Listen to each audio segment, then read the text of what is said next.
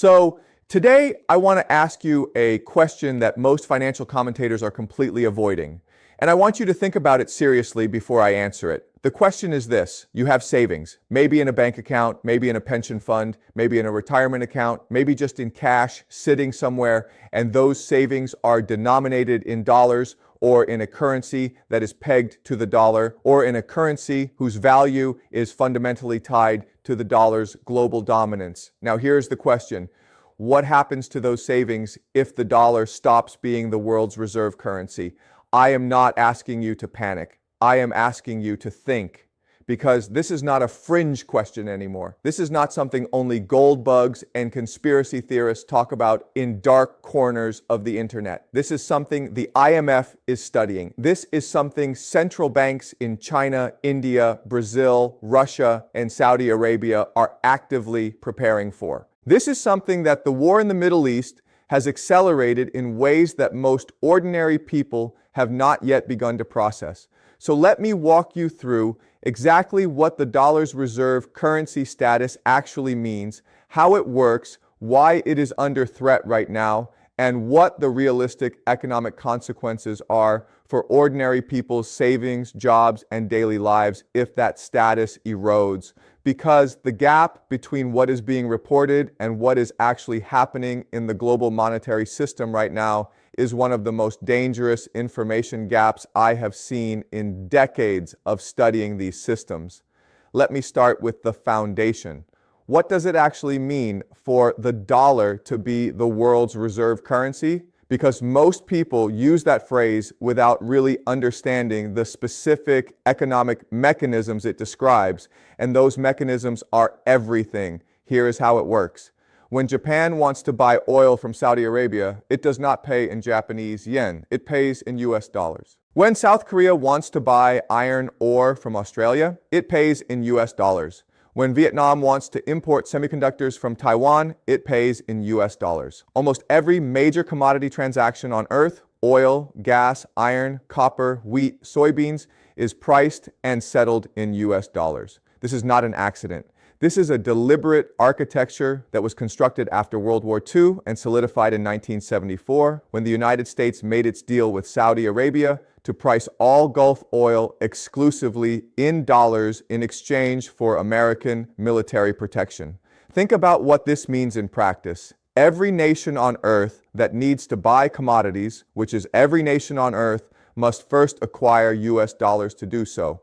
That creates permanent, structural, non-negotiable global demand for the dollar that has nothing to do with how well the American economy is performing.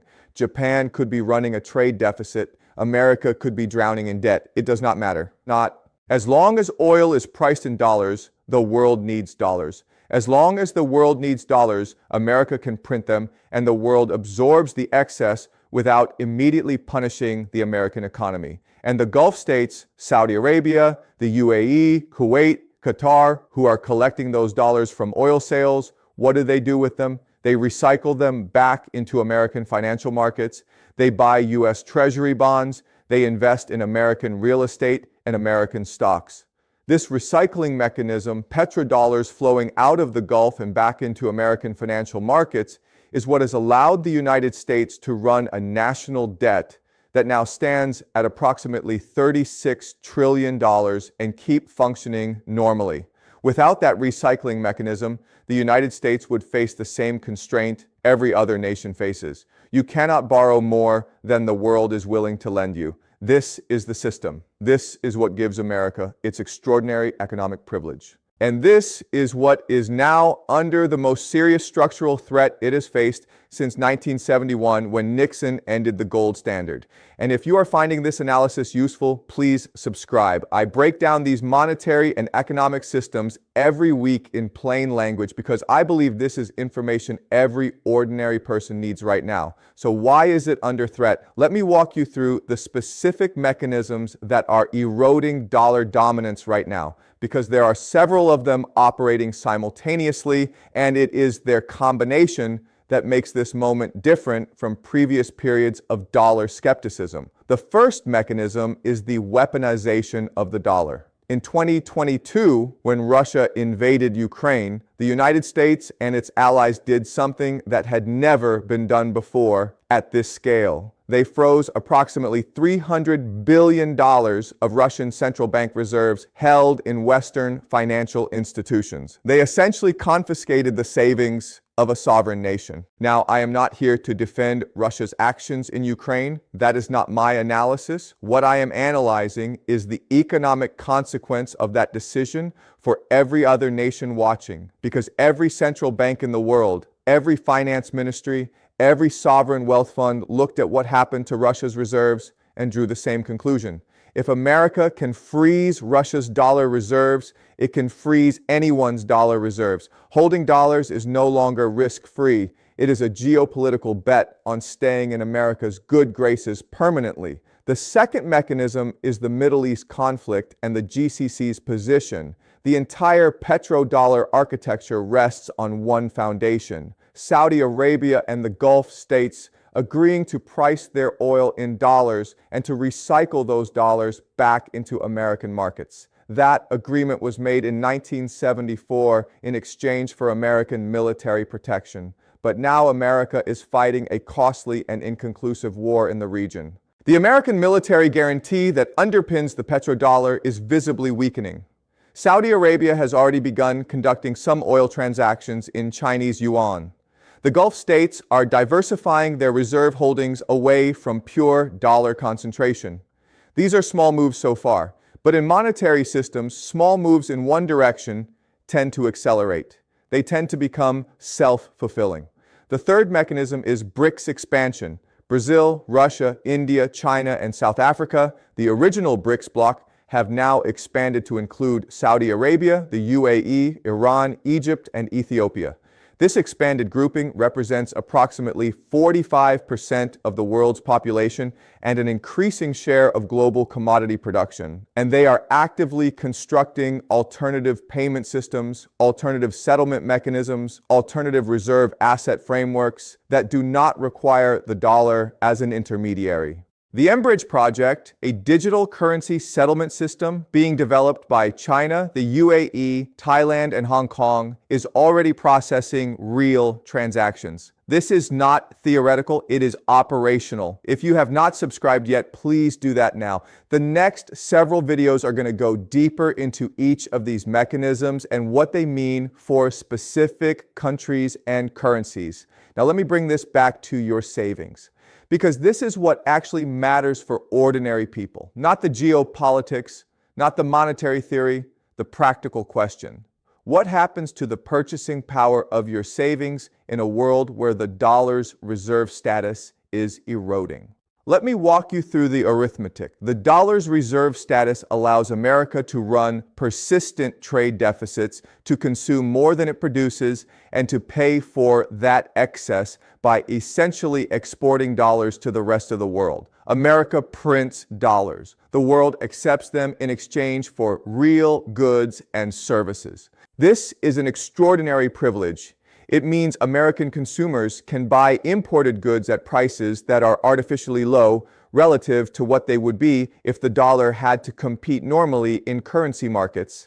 Think about everything you buy that is made in another country: electronics, clothing, furniture, food, all of it priced in dollars that the world is obligated to accept.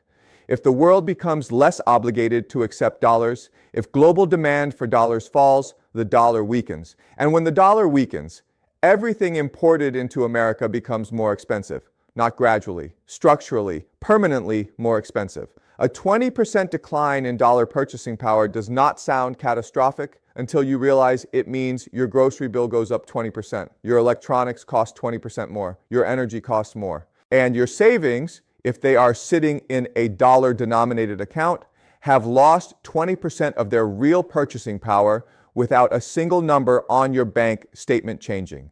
This is the mechanism. This is how reserve currency erosion translates into ordinary people's lives, not through a dramatic crash, not through a single moment of crisis, through a slow, grinding, invisible reduction in what your money can actually buy. Now let me look at who is most vulnerable and who is best positioned. Because as always, the consequences of this transition are not evenly distributed. Some nations will suffer far more than others, and some will actually benefit. The most vulnerable are nations that hold large dollar reserves and have economies deeply integrated into the dollar system. Japan holds approximately $1.1 trillion in U.S. Treasury bonds. That is an enormous exposure to dollar depreciation. If the dollar weakens by 20%, Japan's reserve holdings lose 20% of their value in real terms. South Korea is in a similar position. Taiwan. Many Gulf states have been shifting but still carry substantial dollar exposure. These nations face a genuine dilemma. If they sell their dollar holdings to reduce exposure, they accelerate the very depreciation they are trying to protect against. This is the classic collective action problem in monetary economics. Every nation knows the rational thing to do individually is to reduce dollar exposure. But if everyone does it simultaneously, the result is a self-reinforcing collapse that is catastrophic for everyone holding dollars. There is no orderly exit from a reserve currency system once confidence begins to erode. History shows us this clearly. The exit is always disorderly. It is always faster than anyone predicted. And it always punishes most severely the nations that moved last. Nations that produce real commodities, oil, gas, minerals, agricultural land, are far better positioned. They will find buyers for their resources, regardless of what currency those resources are ultimately priced in. Russia, despite its current difficulties, has physical resources. The Gulf states, despite the political uncertainty, have oil. Australia has iron ore and agricultural output. Brazil has soybeans and minerals. These are nations that hold real assets, not just financial claims denominated in a currency whose value depends on global consensus. America itself is in a paradoxical position. On one hand, if the dollar loses its reserve status, America loses its extraordinary borrowing privilege and faces a genuine fiscal reckoning with its $36 trillion debt. On the other hand, America has the Western Hemisphere's resource wealth to fall back on. It has oil, gas, agricultural land, fresh water, and a large domestic consumer market.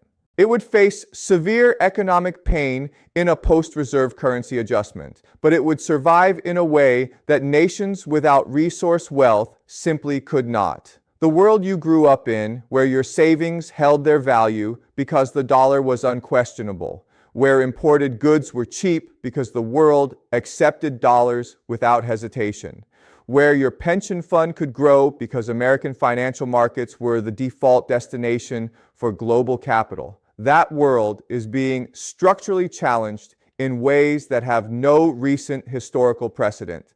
The last time a reserve currency lost its dominant status was when the British pound gave way to the dollar after World War II. That transition took decades. It was painful for ordinary British people in ways they did not immediately connect to monetary policy.